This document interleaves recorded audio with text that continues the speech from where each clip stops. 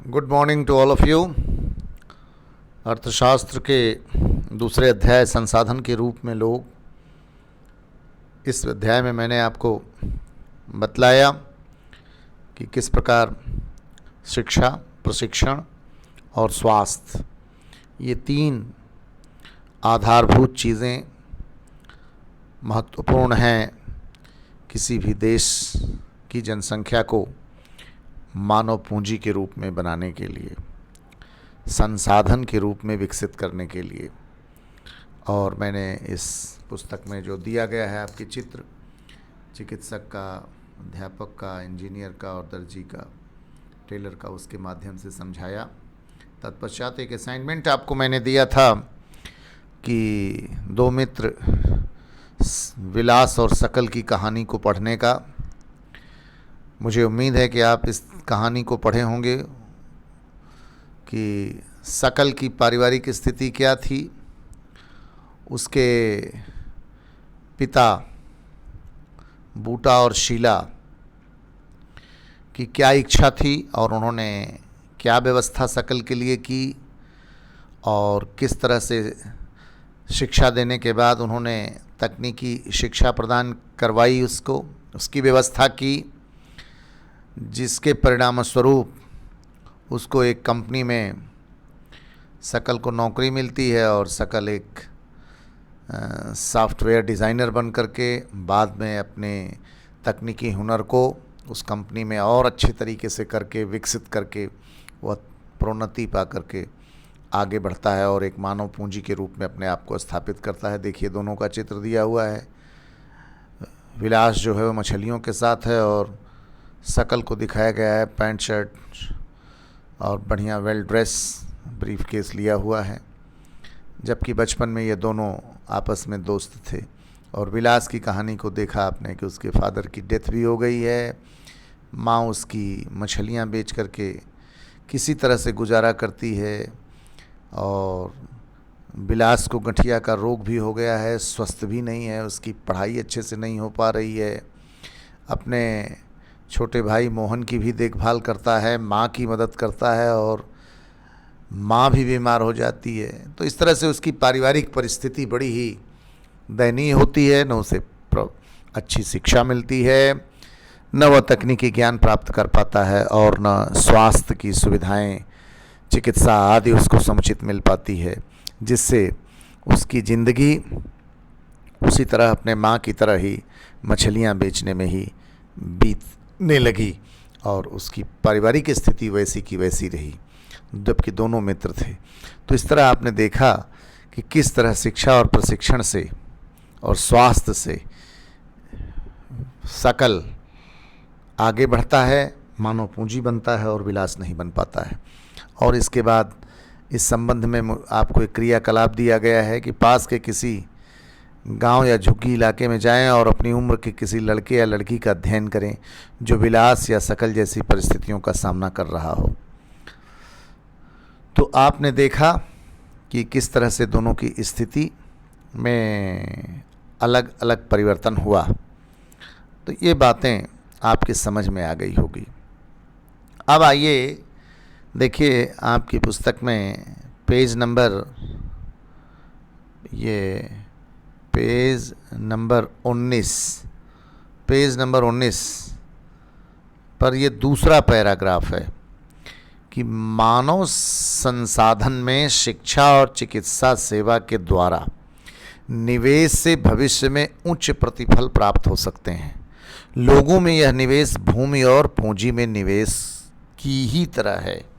मैंने कहा, इसीलिए हमारे यहाँ आज देखिए, हमारे देश में भी धीरे धीरे लोग शिक्षा के महत्व को समझ रहे हैं और अपने बच्चों को, आपको सबको अच्छी शिक्षा ही नहीं दे रहे हैं, बल्कि और इंजीनियरिंग और मेडिकल और अनेक तकनीकी ज्ञान के क्षेत्र में कौशल प्राप्त करने के लिए, हुनर प्राप्त करने के लिए, पढ़ाई जारी रखने के लिए न ही प्रदेश में बल्कि प्रदेश के बाहर और यहाँ तक कि देश के बाहर माँ बाप किसी तरह से कष्ट उठा करके भेजने के लिए तैयार हैं, ताकि उनका बच्चा मानव पूंजी बन सके, उनका बच्चा या बच्ची, बेटा और बेटी मानव पूंजी बन सके।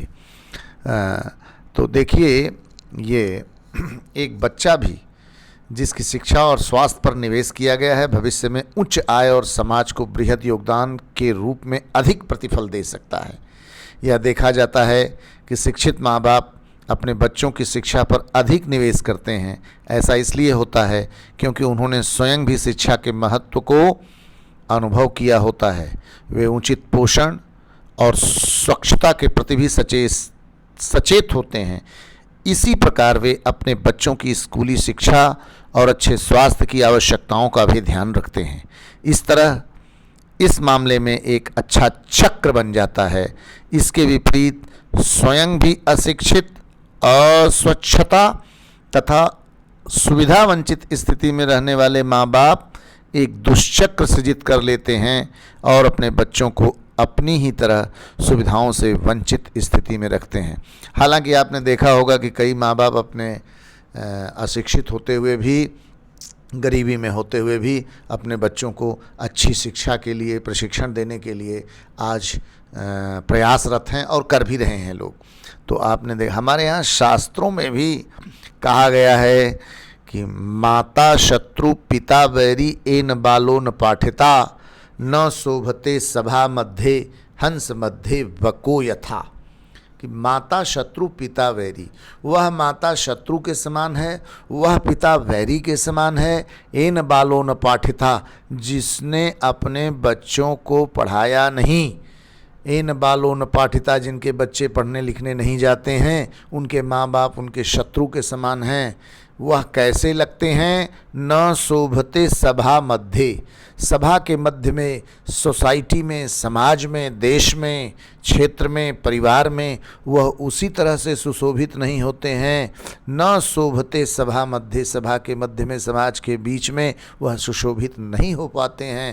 हंस मध्य बको यथा, जैसे हंसों के बीच में बकुला होता है। तो उनकी स्थिति समाज में ऐसी होती है, जो शिक्षित नहीं है, पढ़ा लिखा नहीं है, ज्ञान युक्त नहीं है, वह ऐसा बालक है जैसे हंसों के बीच में बकुला। इसलिए ऐसे माँ बाप को शत्रु की संज्ञा दी गई है हमारे यहाँ शास्त्रों में भी। तो प्राचीन काल से ही हमारे यहाँ शिक्षा पर बल दिया गया है।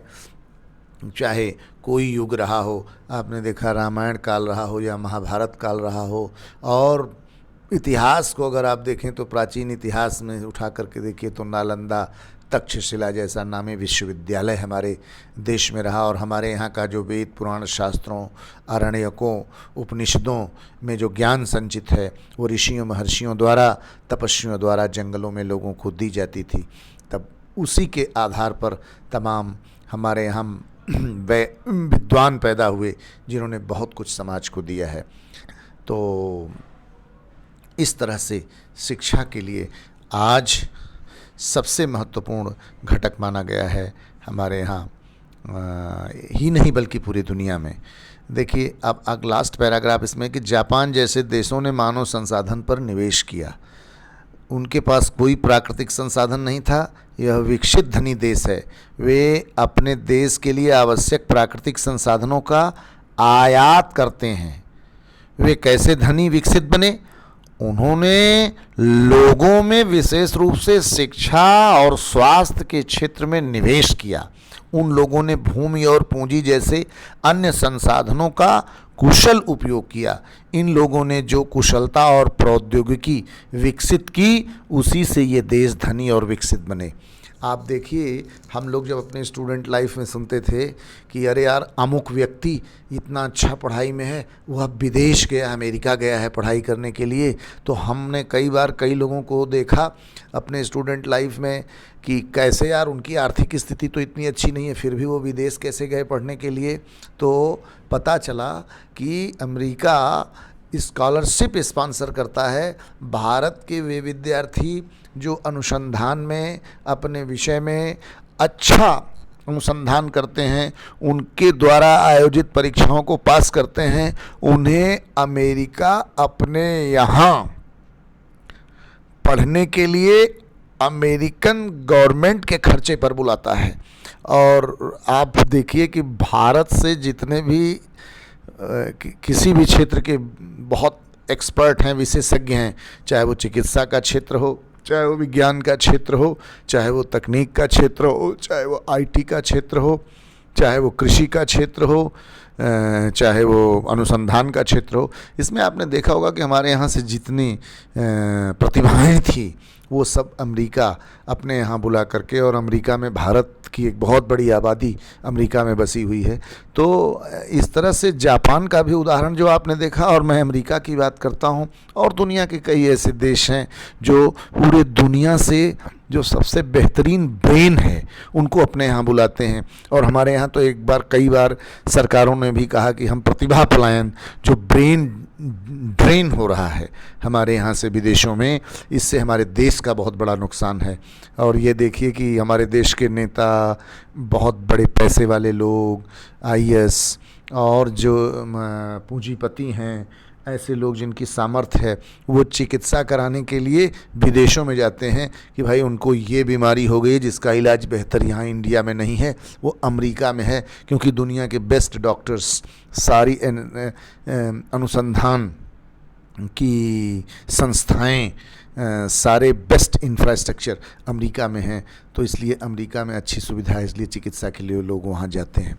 तो इस तरह से जापान भी अपने यहाँ एजुकेशन और हेल्थ पर अच्छा पैसा खर्च करके अपने देश के नागरिकों को पूंजी के रूप में परिवर्तित करता है। दुर्भाग्य से यदि हम देखें तो भारत जैसे देश जो इतनी बड़ी जनसंख्या वाला है, और पिछले 70 साल की आज़ादी के बाद भी आज भी शिक्षा और स्वास्थ्य के क्षेत्र में बहुत ज़्यादा प्रगति नहीं हुई है। अभी हाल के दिनों में आपने देखा कि जिस तरह से ये कोविड-19 का ये महामारी पूरी दुनिया को अपने चपेट में ली है, तो उसमें भारत सरकार भी पूरी प्रयास कर रही है। और ये महसूस किया जा रहा है कि भाई हमारे देश में स्वास्थ्य सुविधाओं की बड़ी कमी है। सरकार चाहे किसी की भी रही हो, स्वास्थ्य के क्षेत्र में बहुत अच्छा प्रगति नहीं की गई है। आज भी जिन गाँव में जो 25 साल पहले हेल्थ फैसिलिटीज़ थी, आज भी वही है।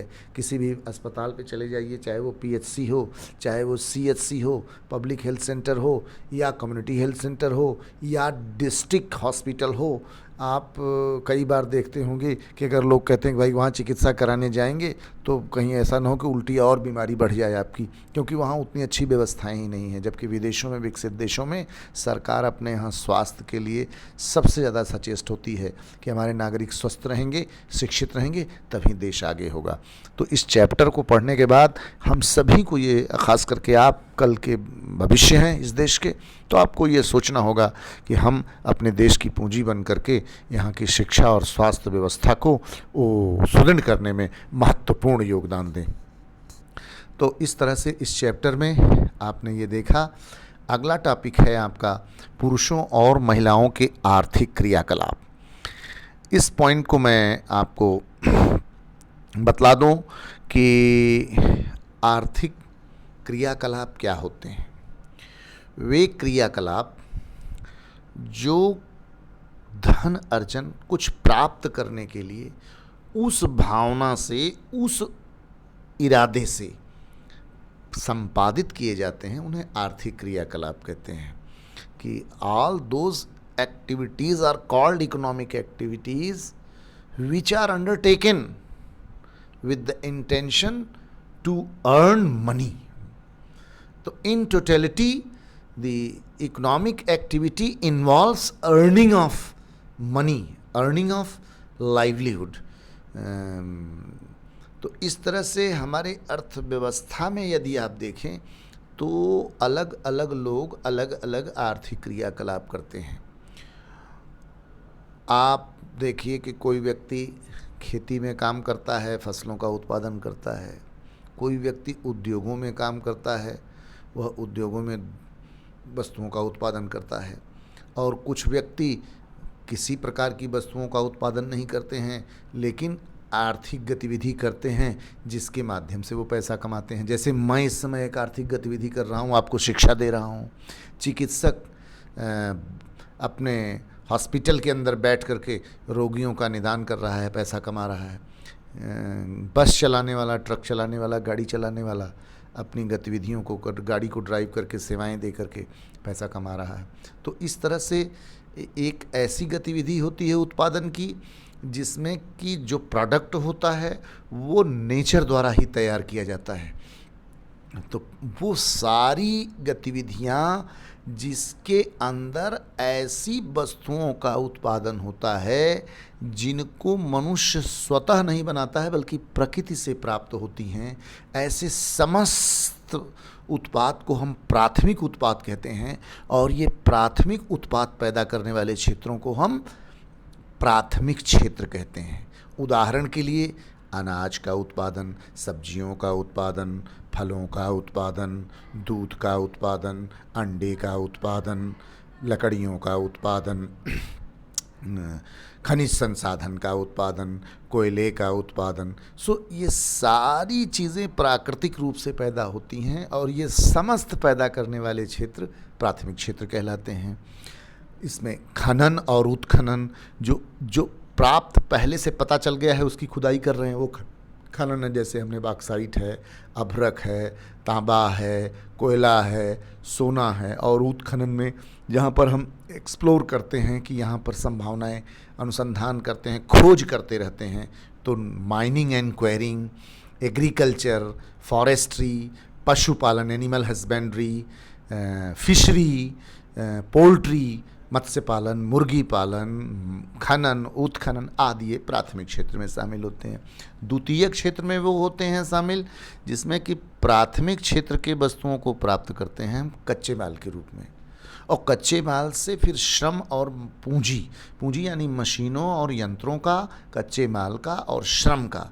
कच्चे माल पर मशीनों और श्रम के माध्यम से हम उसको एक दूसरा प्रोडक्ट तैयार करते हैं, उसको हम विनिर्माण कहते हैं, मैन्युफैक्चरिंग कहते हैं। तो वो जितनी भी चीज़ें मैन्युफैक्चरिंग की जाती है, आदमी द्वारा बनाई जाती है, वो सीधे प्रकृति से नहीं आती बल्कि प्राकृतिक संसाधनों से हम कच्चे माल लेकर के जो दूसरे तरह की वस्तु बनाते हैं उसको कहते हैं विनिर्मित वस्तुएं।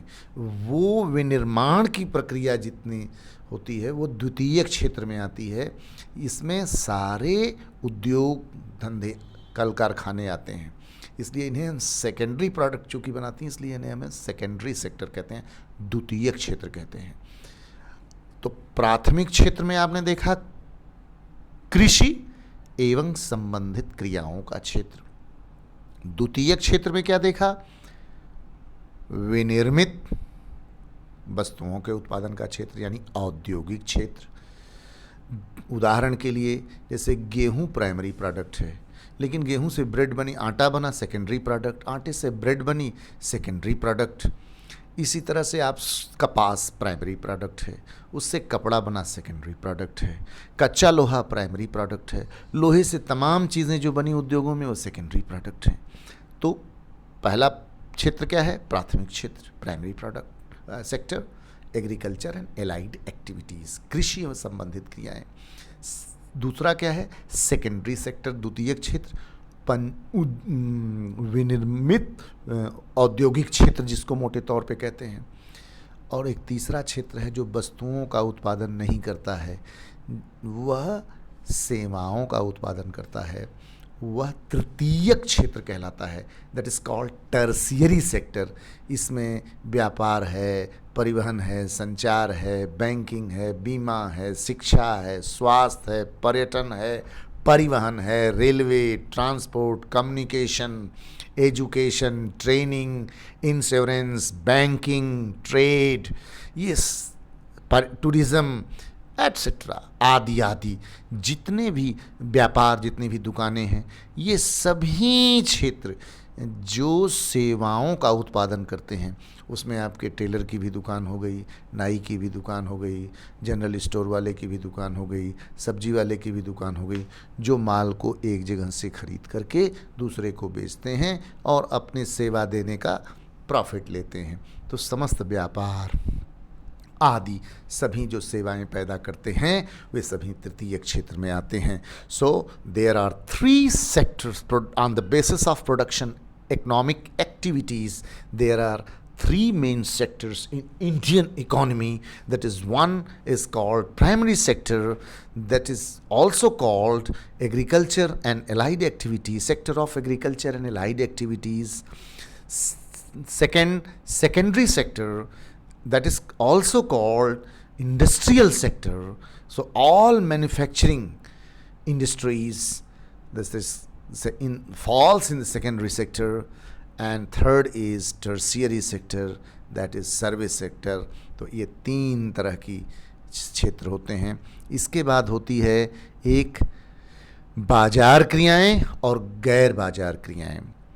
एक ऐसी क्रिया जिसमें लेन देन लाभ के उद्देश्य से किया जाता है, पारिश्रमिक का भुगतान पैसे में किया जाता है. वे सभी क्रियाएं जिसमें पैसे का लेन देन हो, लाभ के उद्देश्य से किया जाता हो, प्राप्त करने के उद्देश्य से, उसमें सरकारी सेवाएं, गवर्नमेंट सर्विसेज भी शामिल होती हैं, उनकी भी सेवाएं शामिल होती हैं, वो सभी बाजार क्रियाएं कहती हैं. नहीं, आपने देखा कि बीच में लॉकडाउन था तो बाजार बंद था, तो लोग कहते थे बहुत लोगों की अर्थव्यवस्था गड़बड़ा गई, कैसे उनका खर्च चलेगा, उनकी आमदनी नहीं हो रही है. तो सारी जो आमदनी से रिलेटेड है, लेन देन से है, वो सभी बाजार क्रियाएं कहलाती हैं. जबकि गैर बाजार क्रियाओं से अभिप्राय स्व उपभोग के लिए उत्पादन, ऐसी क्रिया जिसमें आप पैदा केवल अपने उपभोग के लिए करते हैं, अपने खर्चे के लिए करते हैं, बाजार से उसका कोई टच नहीं होता है, वह गैर बाजार क्रियाएं होती हैं. इसमें मुख्यतया प्राथमिक उत्पादों का उपभोग, जैसे गेहूं आपने पैदा किया अपने घर के लिए जो, तो वो गैर बाजार की क्रियाएं हैं. और जो बेचने के लिए आप बाजार में ले गए, वो आपकी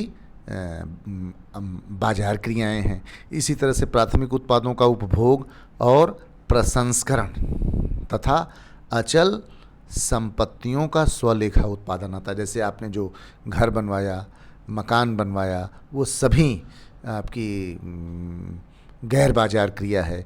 इसी तरह से जो प्रसंस्करण, प्रोसेसिंग करते हैं फूड की, जैसे आपने घर में अचार बनाया, पापड़ बनाया, जैम बनाया, जेली बनाया, मुरब्बा बनाया, जो कुछ भी आप अपना उत्पादन अपने लिए प्रोसेसिंग करके, प्रसंस्करण करके अपने पास उपभोग के लिए रखते हैं, और अपने स्वयं के उपयोग के लिए जो मकान, अचल संपत्ति बनाते हैं, वह सभी गैर बाजार क्रिया कहलाती है. अब इसके बाद आपको नेक्स्ट पार्ट में मैं क्रियाकलाप कराऊंगा. ये क्रियाकलाप दिया हुआ है, आप इसे कर सकते हैं. अपने निवास क्षेत्र के निकट स्थित किसी गांव अथवा कॉलोनी में जाएं और उस गांव अथवा कॉलोनी के लोगों द्वारा किए जाने वाले विभिन्न क्रियाकलापों को लिखें. अगर यह संभव नहीं है तो अपने पड़ोसियों से पूछें कि उनका व्यवसाय क्या है, उनके काम को आप 3 क्षेत्रों में से किस क्षेत्र में रखेंगे. माने 3 क्षेत्र, जो प्राथमिक, द्वितीयक और तृतीयक, आपको मैंने उदाहरण बता दिया है. उस उदाहरण के आधार पर पुस्तक में भी ऊपर दिया गया है, उसको पढ़ करके उनके क्षेत्रकों के बारे में रखेंगे, लिखेंगे. बताइए कि ये क्रियाकलाप आर्थिक क्रियाएं हैं या गैर आर्थिक क्रियाएं. बिलास गांव के बाजार में मछली बेचता है. बिलास अपने परिवार के लिए खाना पकाता है.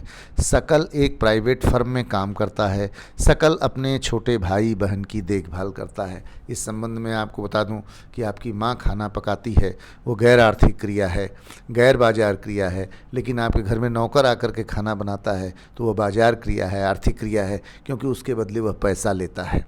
तो इस तरह से इस क्रियाकलाप को आप करिए. इसके बाद आगे नेक्स्ट टॉपिक आपको पढ़ाया जाएगा. आज के लिए इतना ही.